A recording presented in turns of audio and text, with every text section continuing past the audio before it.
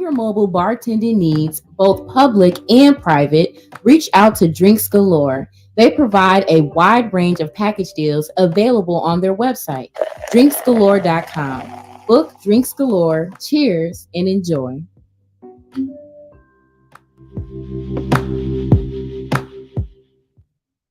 Kusama, man no fugazi, no fugazi, man no fugazi, no fugazi.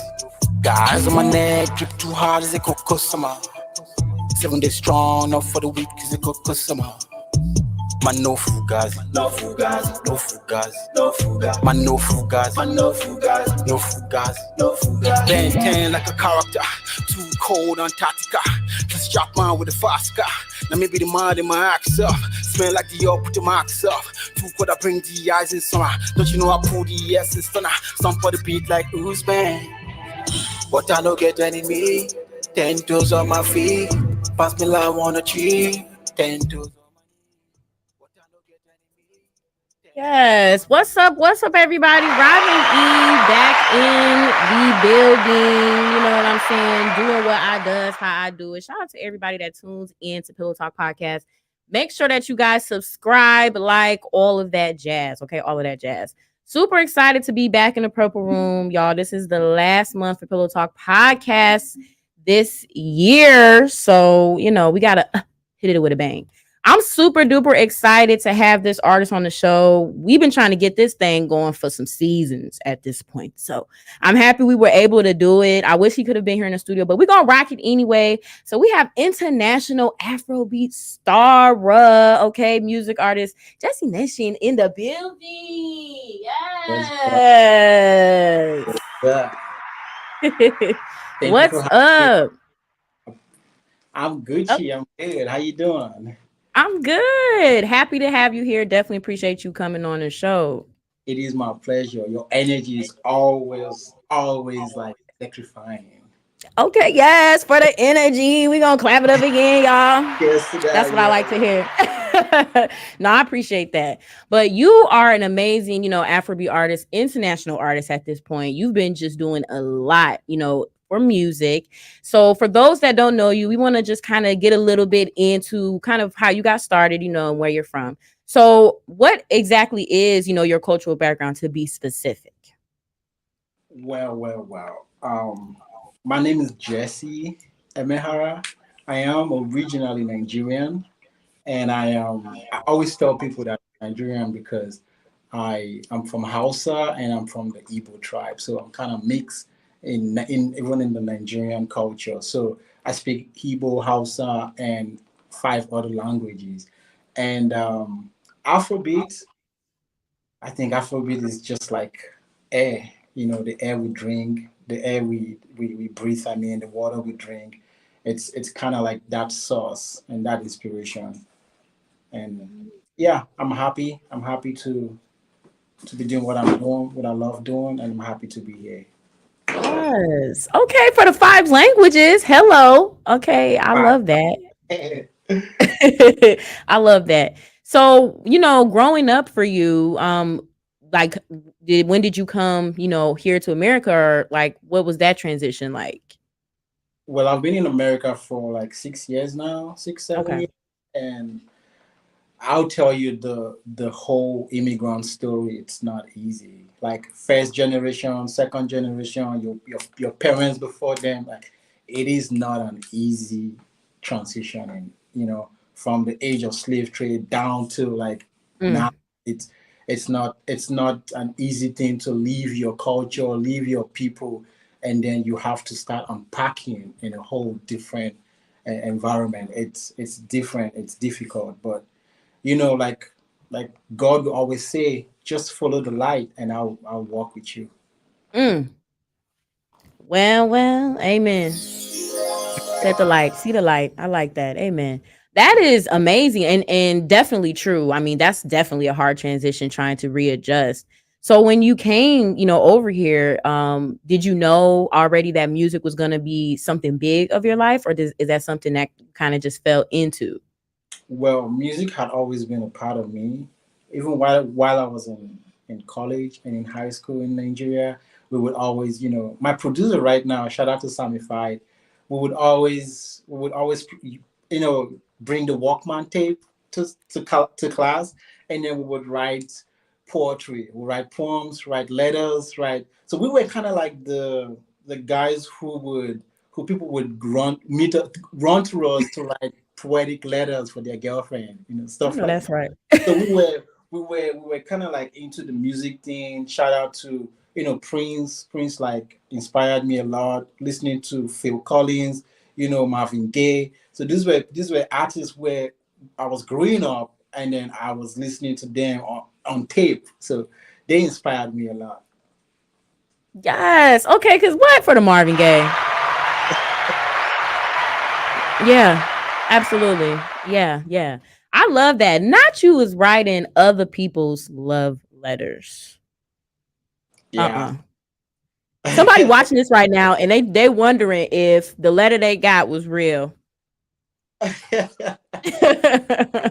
tell you a story. It got to, so there's this a friend of mine, and he was asking this girl out, and I think she didn't really want to give him attention. And then it took five of us, because we were these five close friends.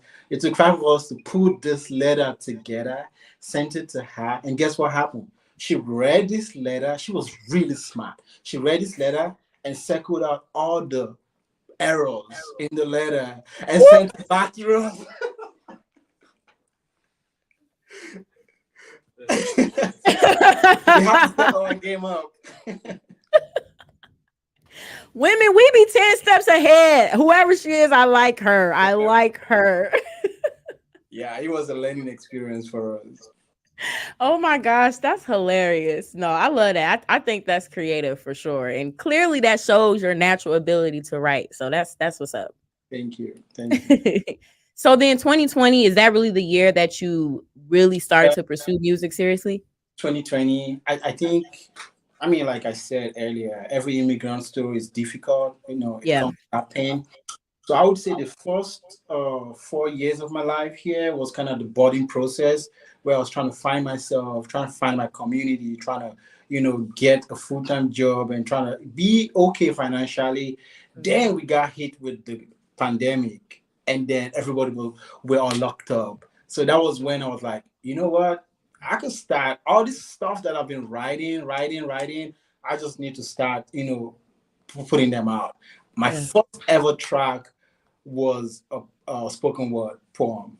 It's on. I don't know if it's on. I don't know if it's on. It's somewhere on YouTube, but that was my first ever production. Was a spoken word poetry. I liked it, and then my friends were like, "Yo, you could do rap. You could, you know, jump on the beat, do something."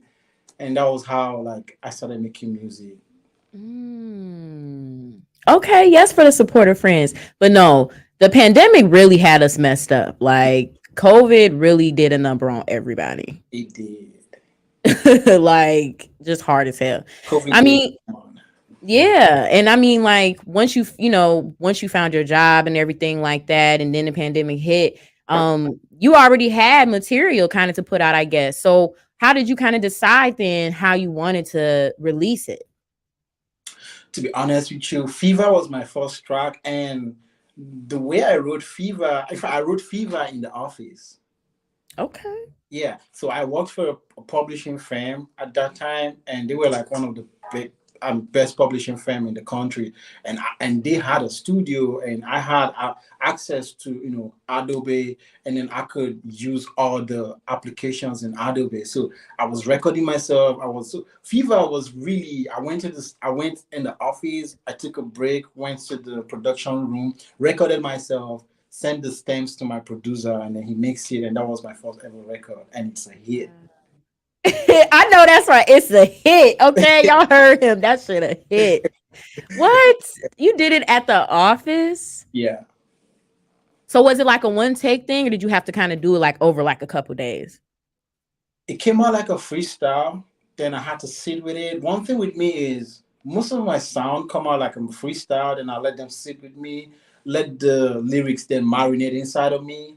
Try to like get the lyrics adjusted to like suit a kind of a story, because every song I put out has a story to tell. So I'll kind of, okay, I have a rhythm in my head, but how can I make this rhythm into a story? Then that's where the writing process then comes in.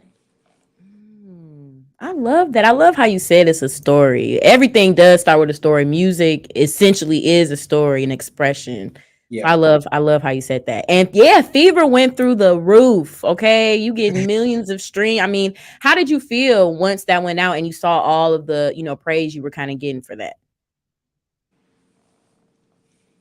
It felt overwhelming to me because here's why it felt overwhelming, because I felt like I wasn't really getting started.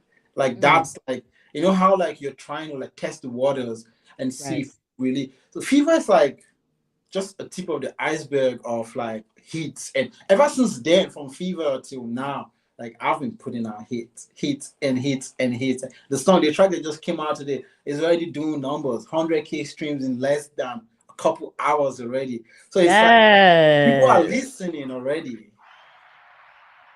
Yeah. and it's good. It's just jar. Nice. I mean, that's amazing though to be able to have that type of, audience that's so dedicated to you out of the jump like that. I mean, that's amazing for Yeah, real. I I love appreciate that. all of them, every single one of them. Every like I am who I am today because of them. I feel like I'm an advocate for a lot of voices out there. So what I put out, I really censor a lot. You know, I want to be the voice for the people, and I it's just the way it is, and I'm accepting that calling. Yes. I love that. Make sure that you guys do tap in with his information. I have it scrolling on the bottom of the screen. If you don't know who Mr. Nation is, okay, I need to make sure I check that out for sure. So I want to kind of get into some of your performances and the shows that you've been a part of because you really just been going crazy. Like you've been doing a lot. So Nia Marley, Yeah, Naira. like how was that whole experience for you? So that was my first like big performance. I was so I wasn't really nervous because I had been doing this thing already in college. Like I would go perform in crowd in college. They like it was so it wasn't, it was already like my thing, but I was nervous to the extent whereby I was the part where I was nervous where I was like, this is my career is really taking off. Like I have to. So every time I get on the stage, it's like a new beginning for me to prove myself to a new fan. So I have a whole canvas now to paint a picture that the people there would like. I can't come there and be trash. When you're trash, nobody's gonna come listen to you tomorrow. So I have to present myself in a much like in the best possible way. I'm happy that the crowd were vibing to it, and I was able to like win a whole lot of crowd. In fact, that was my first show, and I won. Oh, that was like the base of my fan base in Chicago, basically. Yes. Yes. But The origin. Naira Marley was a cool. He was really cool and humble. Meeting him backstage, we got to vibe, and it was a great show that night. What? That is so man. I just and then for that to be like your first like major performance too, and just to be introduced to Chicago like that. And you seem like you're an artist that does take a lot of time to prepare themselves. Like you seem like you're constantly thinking of better ways to deliver yourself. Yeah, if you don't prepare to win, you're actually preparing to fail. You're preparing either way, so you have to like you got to stay prepared. You Okay, just what? Hold on. Hold on. Dropping gems. Okay, dropping gems. I love that. Absolutely. You gotta play to win at all times. You definitely oh, gotta play to yeah, win. And I mean, you've done some other shows as well, since then too. And then you had the Kanye event, Donda, and you were a part of was it on the listening floor? So how was that experience as well? that was also a life-changing experience for me. That was like, oh my God, I think it's the dream for so many big name artists out there, because you want to, you want to feel that euphoria, that utopia of this. It's like a stadium. You know how the soldier field is, and then you're in the middle of that performing for a sold out.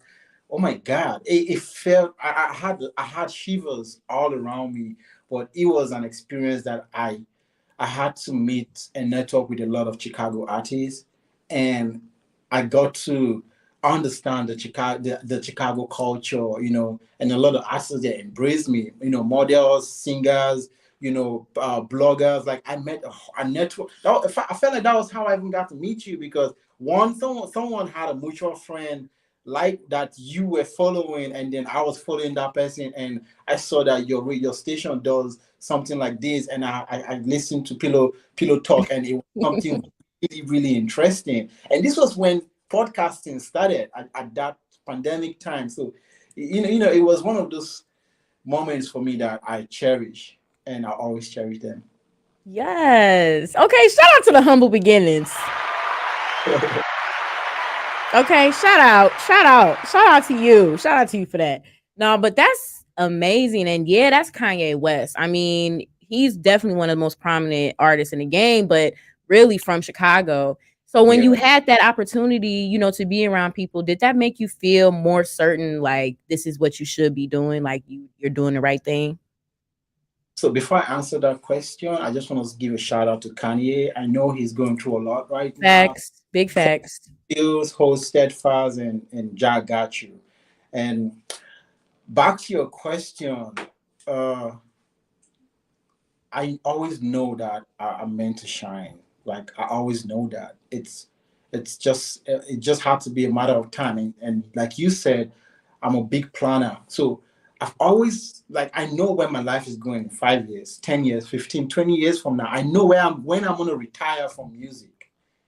So everything I'm doing, everything my record label is doing, it's, how you just cannot introduce a whole new sound to people and just expect people to love you like that. So what we're doing it systematically. We're doing it bit by bit, bit by bit. We went to Nigeria for a radio show all around Abuja. We covered the whole city, went to almost 12 radio stations. We're going back again to Lagos. We're doing radio shows here in Chicago. We're like, it's meant to be, it's meant to happen, but it's going to take its time. And every card is going to reveal itself. Every card Mm. will reveal itself. Mm. Okay, you getting deep with it now. Hold on now. You getting real deep with it, Jesse. You getting deep. No, but I love that. I love that. And I love that you said systematically. I love how you have a plan, a real plan on how you're doing things. When it comes to, music artists and just being in music, do you feel like that's a problem where a lot of other artists may lack, is just not having like a real plan for their music? Yes, I think so. And I feel like if you're an investor right there, if you're listening to my voice, please look into that artist that needs help. Every artist needs an investor.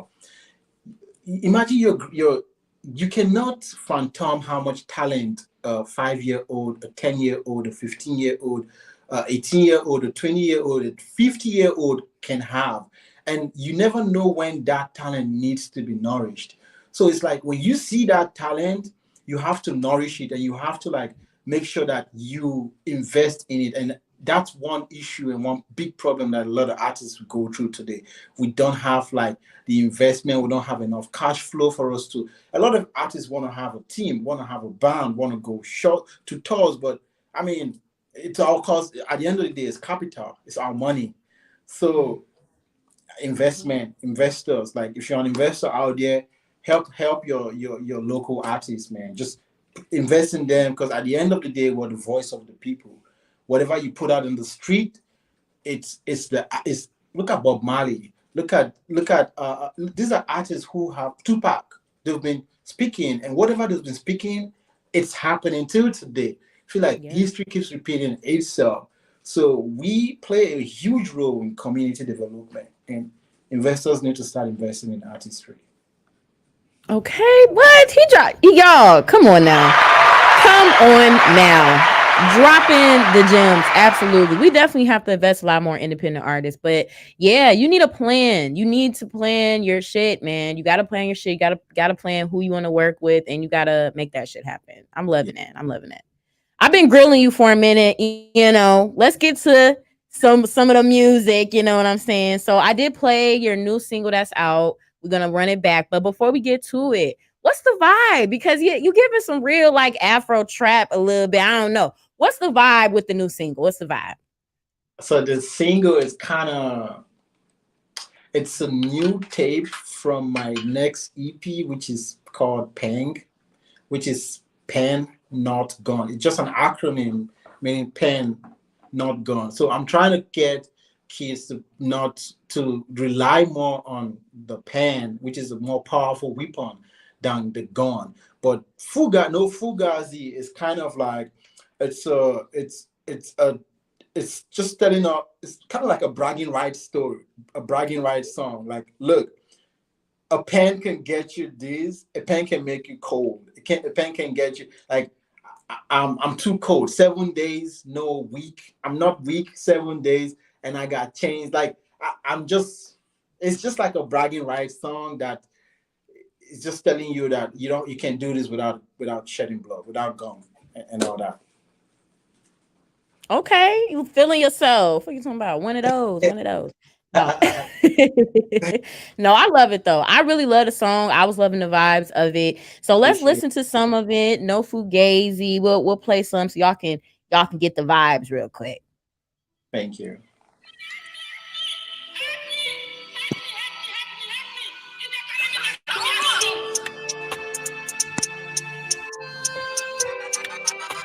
Yes, sir. Guys on my neck, drip too hard as a cocoa summer. 7 days strong, not for the weak as a cocoa summer. Man, no fugazi, no fugazi. Man, no fugazi, no fugazi. Hey. Guys on my neck, drip too hard as a cocoa I got a little summer. ice. 7 days strong, not for the weak as a cocoa summer. Man, no fugazi, No fugazi, no fugazi. no fugazi, Man, no fugazi, no fugazi, no fugazi. no fugazi. Ben 10 like a character, too cold Antarctica. Just chop on with the fast car. Now maybe the mind in my actor. Smell like You going too crazy. You going too crazy.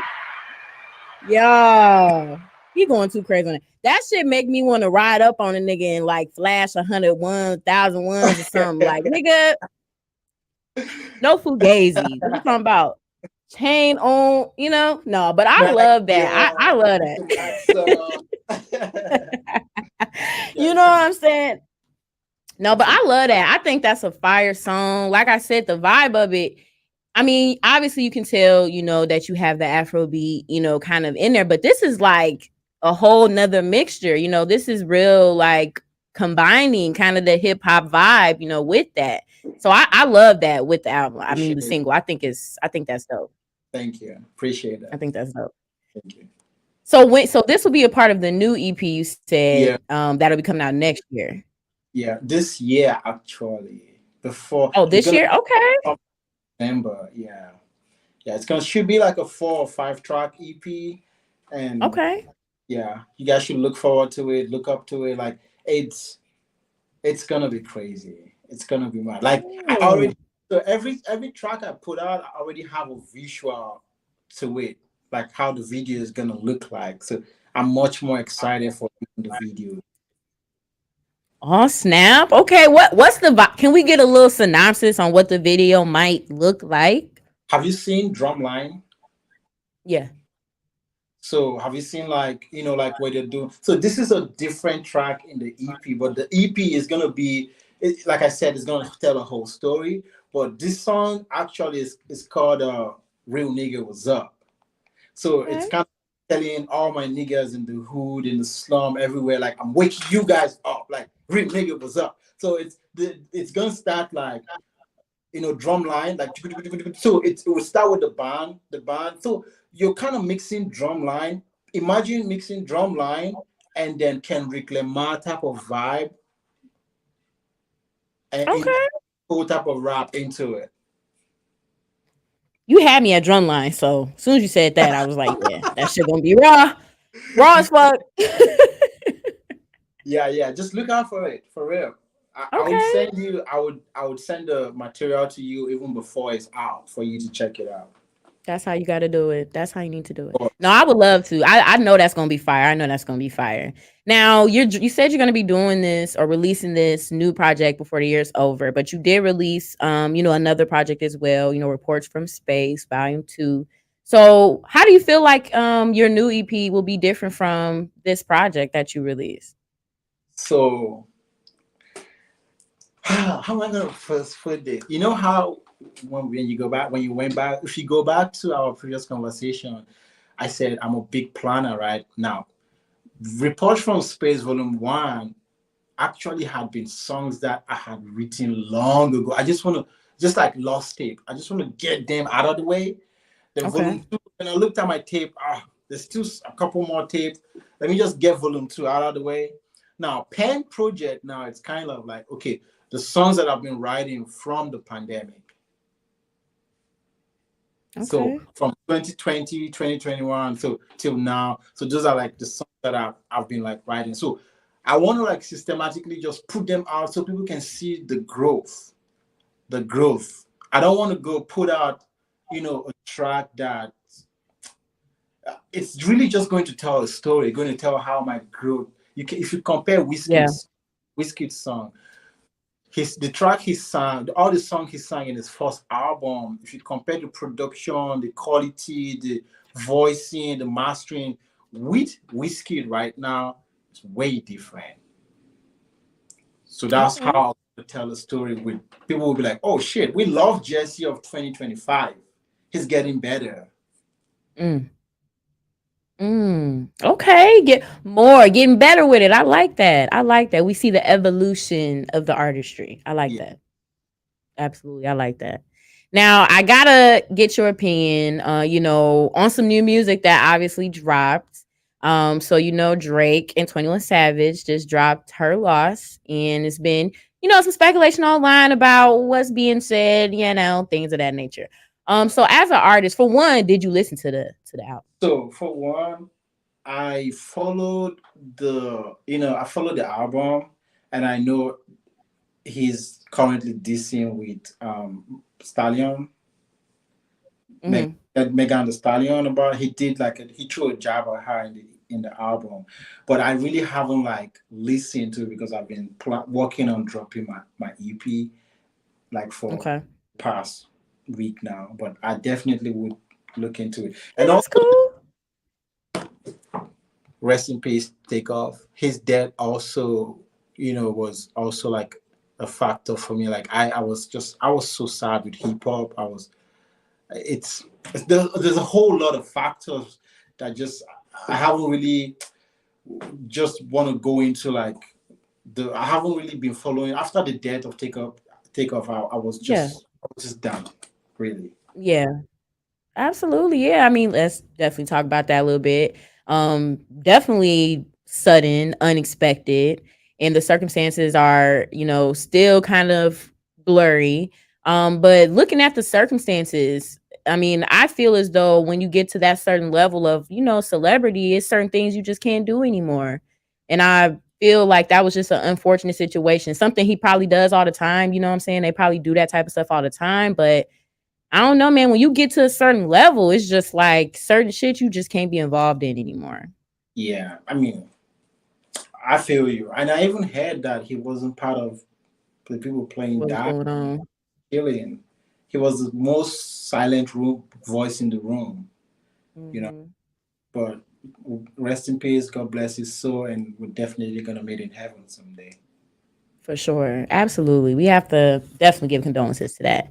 But no, I mean, yeah, obviously everybody hasn't listened to the album yet. Just want to throw it out there. But the purpose of me I would bringing that ask up, you, though. I would throw the question back at you. What do you think about the album? absolutely, I'm glad you asked. I'm glad you asked me.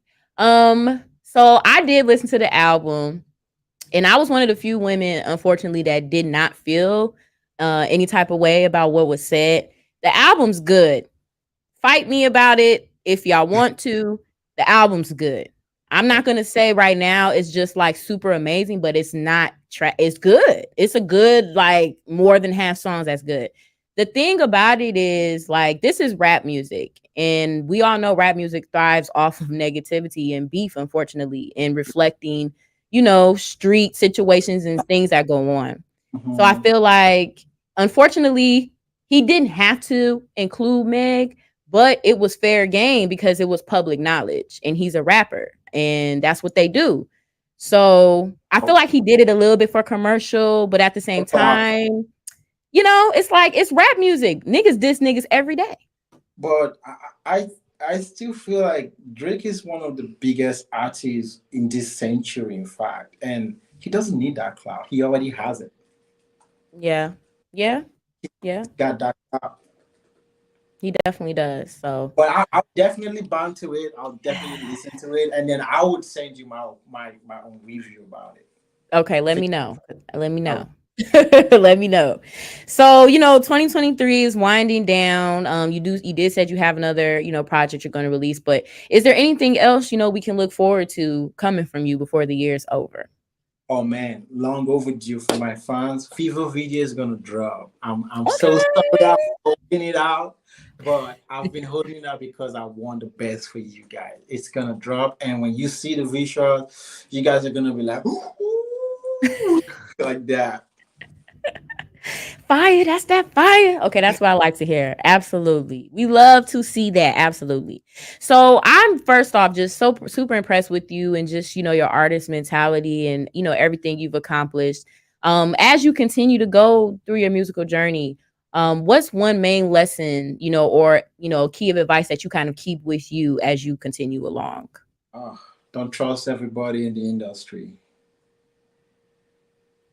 Don't trust everybody. I have a song about it in my, of course, it's gonna be in my next EP, and there's just one line I'm just going to say from that EP is, I said, Jah protect me because there's a lot of snakes and scorpions along the way.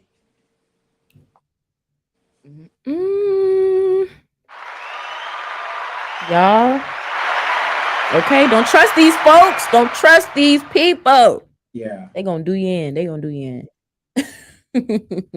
look, I appreciate that. That's some real advice. All examples, for you to take a life. It's like these are people who are part of your community, your friends, people who listen to you every day.